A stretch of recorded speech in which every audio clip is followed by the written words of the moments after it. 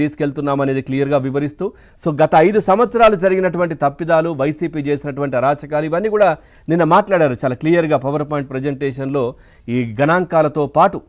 So ఏంటి sir మీ విశ్లేషణ ఏంటి దీనికి సంబంధించి?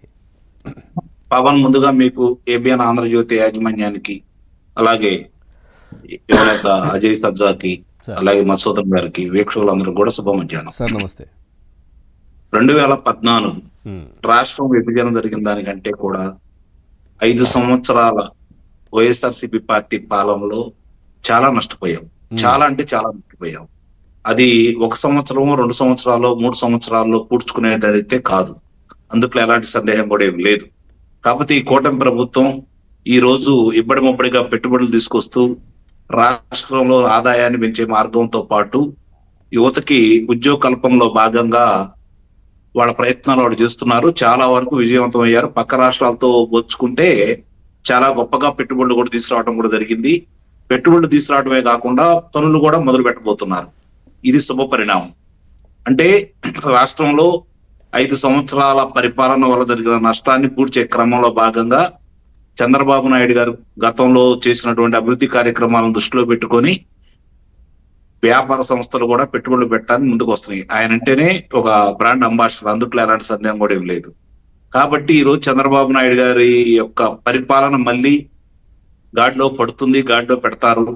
రెండోది 151 స్థానాలతోటి అధికారం చేపట్టినటువంటి వైఎస్ఆర్సీపీ పార్టీ 11 స్థానాలకి పరిమితం చేశారంటే ఈ ఆంధ్ర రాష్ట్ర ప్రజలు మీరు చెప్పిన అన్ని విధ్వంసాలకి వాడు కారణమయ్యారు. కాబట్టి రాష్ట్రంలో ప్రతి అంటే ఆ వర్గం ఈ వర్గం అని లేదు, ఆ కులం ఈ కులం అని లేదు, ఉద్యోగస్తులు కావచ్చు, లేదంటే వ్యవసాయదారులు కావచ్చు, మహిళలు కావచ్చు, విద్యార్థులు కావచ్చు, ఇట్లా ఒకళ్ళు అనేది కాకుండా అన్ని రంగాల్లోనూ కూడా వాడు చేయని విధ్వంసం అంటూ ఏమి లేదు.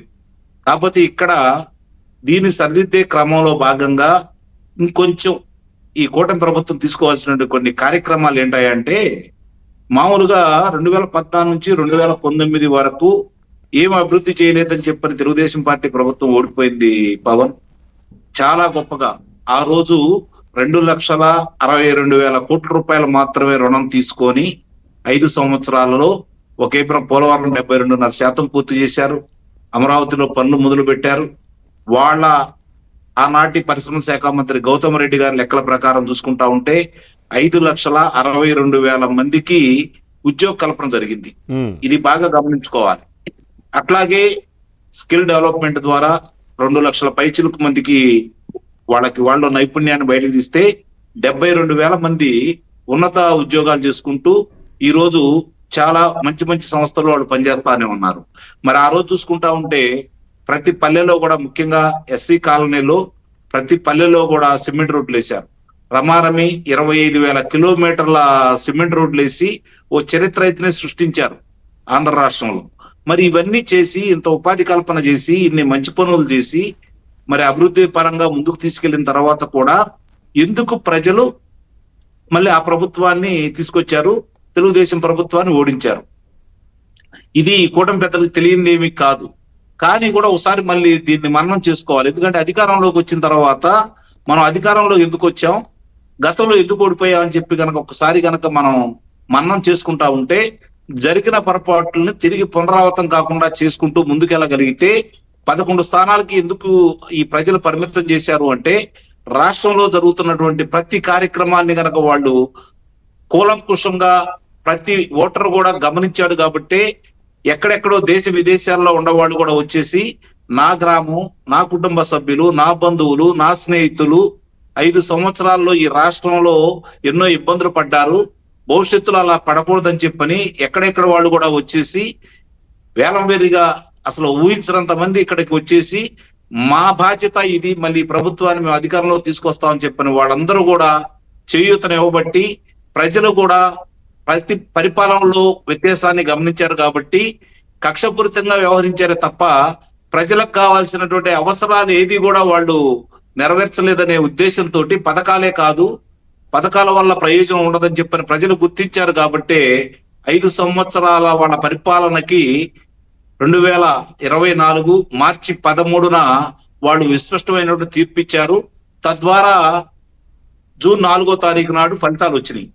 ఇక్కడ మనం గమనించుకోవాలంటే ఈ రోజుకి అంటే ఇప్పుడు రేపు ఇంకొక 2 రోజులు దాటితే 6 నెలలు కూడా పూర్తవుతుంది, సంవత్సరం 6 నెలలు కూడా పూర్తవుతుంది ఈ కూటమి ప్రభుత్వం అధికారంలోకి వచ్చి. ఈ ప్రజలు ఏం కోరుకుంటున్నారు అది కూడా గమనించుకోవాలి. పెట్టుబడుల లేకపోతే గత పాలన విధ్వంసం అనే దానికంటే కూడా ప్రజలు ఏం కోరుకుంటున్నారు, అన్ని ప్రజలు కోరినటువంటి కోరికలన్నీ తీర్చడం ఏ ప్రభుత్వానికి కూడా సాధ్యం కాదు.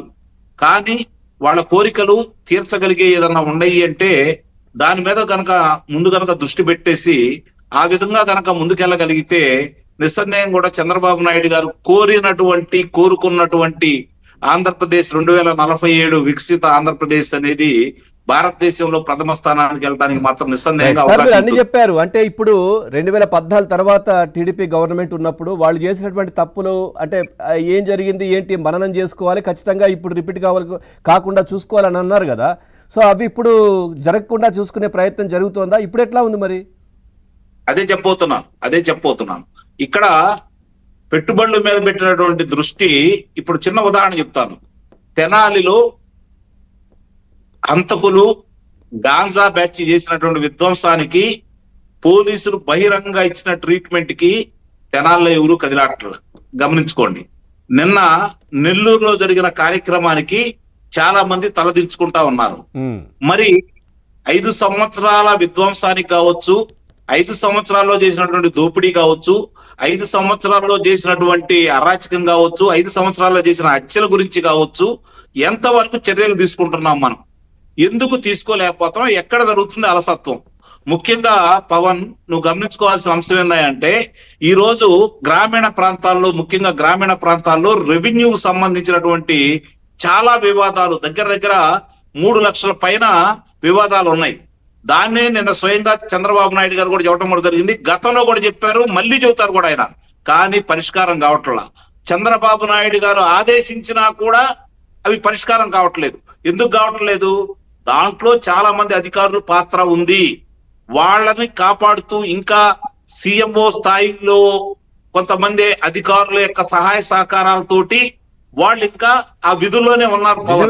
కాబట్టి 10 సమస్యలు ఉంటే రాష్ట్రంలో ఒక 10 సమస్యలు ఎగ్జాంపుల్ అనుకుంటే దాంట్లో 9 రెవెన్యూవే ఉన్నాయంట. 9 కాదు. ఈ రోజు ఇంకో విషయం చెప్తాను నేను.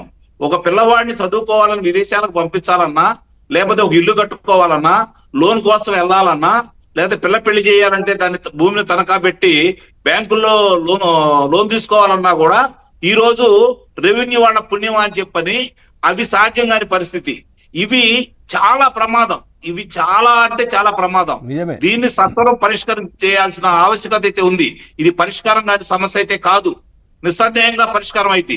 కానీ వాళ్ళు ముందుకు రానప్పుడు వాళ్ళ మీద చర్యలు తీసుకోవాలి కదా. అందుకే నేను చెప్పాను, తెనాలి నెల్లూరు ఉదంతం ఏ విధంగా అయితే చెప్పానో, 4 అధికారుల మీద ఆనాటి విధ్వంసానికి కారకులై రాష్ట్రాన్ని నాశనం చేయడానికి జగన్మోహన్ రెడ్డికి అణువణువు సహకరించేసి వాళ్ళు రూపాయి తిని 99 రూపాయలు జగన్మోహన్ రెడ్డి దోచుకోవడానికి కారకులైనటువంటి అధికారుల మీద 4 మీద కనుక చర్యలు తీసుకుంటే మిగిలిన వాళ్ళందరూ దారిలోకి వస్తారు. కానీ అలాంటి చర్యలు ఎందుకు జరగట్లేదు? అలాంటి చర్యలు జరగకపోబట్టే ఈ రోజు కొంతమంది, ఉదాహరణ చెప్తాను, శ్రీలేఖ గారి విషయం ఏంటి?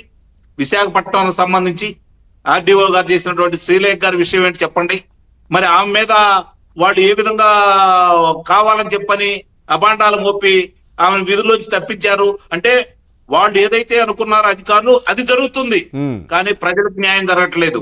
వాళ్ళకి అడ్డ వచ్చిన అధికారులు తప్పిస్తున్నారు, కానీ వాళ్ళు తప్పులను ఒప్పుకోవట్లేదు, తప్పులను సరిచేయట్లేదు. తప్పుడు వాళ్ళు ఇంకా రక్షిస్తూనే ఉన్నారు. ఎట్లా చేస్తారు సార్? ఇంకా వ్యవస్థల్లో కూడా వైసీపీకి సంబంధించి అంటే జగన్మోహన్ రెడ్డి సానుభూతి పరులు కావచ్చు, రాష్ట్రాన్ని విచ్ఛిన్నం చేయాలని అనుకుంటున్నటువంటి అట్లాంటి శక్తులు కావచ్చు, ఇంకా కూడా కంటిన్యూ అవుతున్నాయి కదా. కంటిన్యూ కాదు, వాళ్ళే పెత్తనం